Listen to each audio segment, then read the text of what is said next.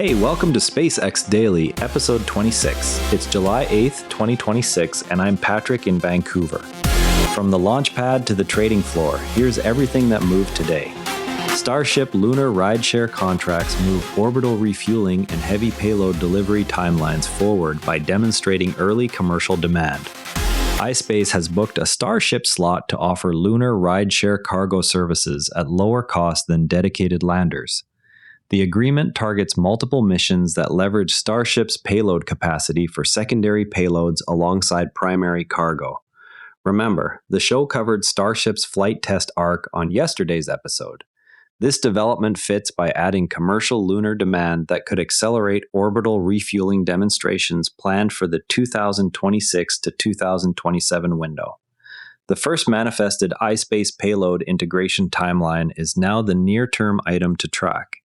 An FAA advisory sets a not earlier than date of July 14 for Starship's next integrated flight test.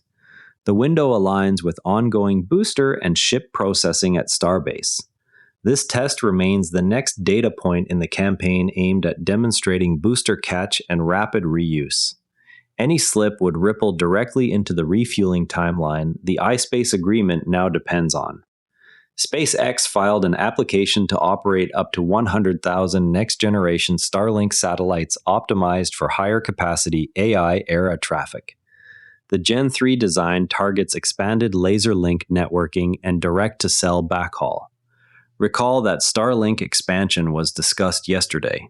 This request continues the constellation growth arc and directly tests subscriber and data demand scaling. Regulators' response timeline will determine when additional orbital shells can be populated. SpaceX continues to secure additional national security launch and satellite contracts across multiple agencies. The awards build on existing Starshield and launch cadence work without altering current manifest priorities. These contracts directly support Falcon and future Starship national security missions. Watch for the next round of Space Force task orders that could affect booster assignment. Falcon 9 successfully deployed the Transporter 17 mission on July 7th, carrying multiple small satellites. The flight continues the dedicated rideshare cadence that has become a core part of Falcon operations. Industry voices cited in the report expressed uncertainty over long-term availability of similar slots. Observers will track whether future transporter missions maintain the same manifest density. Apelink confirmed contact with its initial satellite launched on the July 7th rideshare mission. The spacecraft will demonstrate data relay capability under an experimental FCC license. The successful checkout keeps the rideshare program's secondary payload model intact. Next milestone is the planned relay demonstration pass. Apelink's first satellite checkout occurred after the July 7th launch. The experimental license covers the initial data relay tests.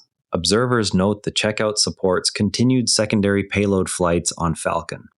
Reddit users are tracking a recent NSF Space Coast flyover showing expanded Florida ground support infrastructure and multiple Starship-related road closures. Observers note visible progress on new tank farms and transport routes near existing pads.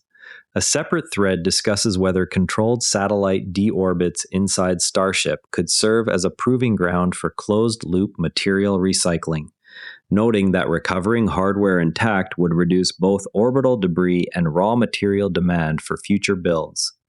A separate post examines how Starship's larger diameter might affect ground transport logistics once the vehicle moves beyond current test articles. The diameter change raises questions about route clearances and support equipment sizing. Participants note that wider sections could require new overland transport fixtures. The thread ties these logistics questions to future Starbase to Florida movement plans.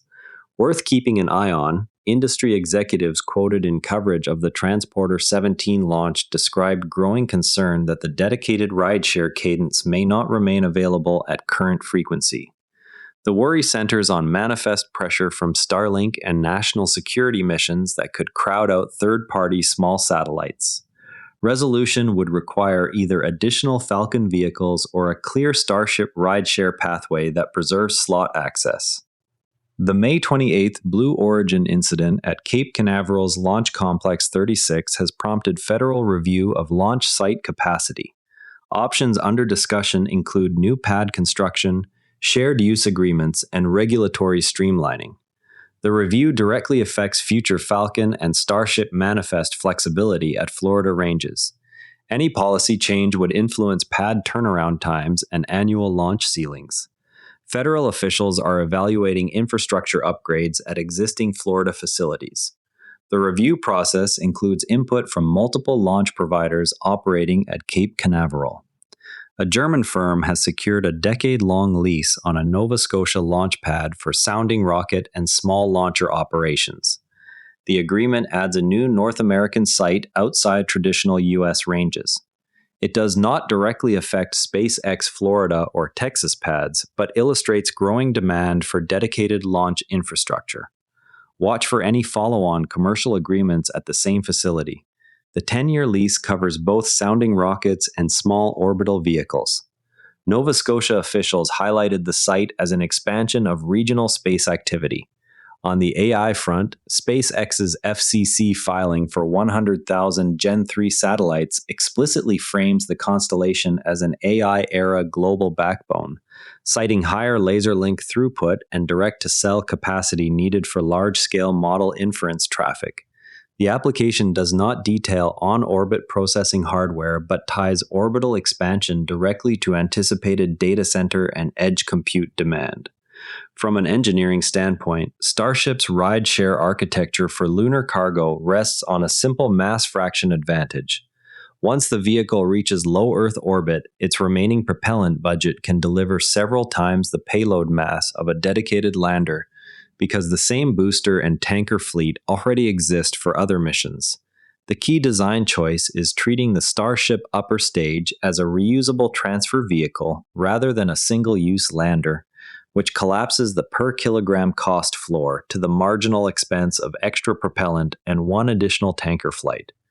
That approach only works if orbital refueling can be performed reliably within the same flight test cadence already planned for 2026 to 2027.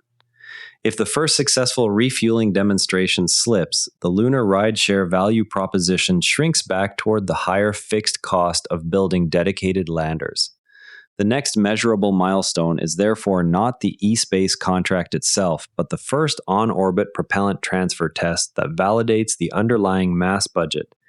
And a quick market note, SPCX is at $149.47, down 1%. Before we go, the July 14 flight test window will show whether refueling hardware stays on schedule for the lunar missions now pulling demand. And that's a wrap on today's SpaceX developments. SPCX is trading at $149.47, down 1%. Share this with a fellow spaceflight fan if you found it useful, and subscribe so you don't miss tomorrow's episode. I'm Patrick in Vancouver. See you next time. And before you go, this show is part of the NARA Network, a family of daily podcasts on tech, science, and markets, each one a short, sharp briefing you can finish on the commute. If today earned its place in your feed, here's your next listen. Models and Agents, your daily briefing on AI models and agents. Find every show free at naranetwork.com. This episode used AI voice synthesis of my voice. Editorial selection and analysis are my own.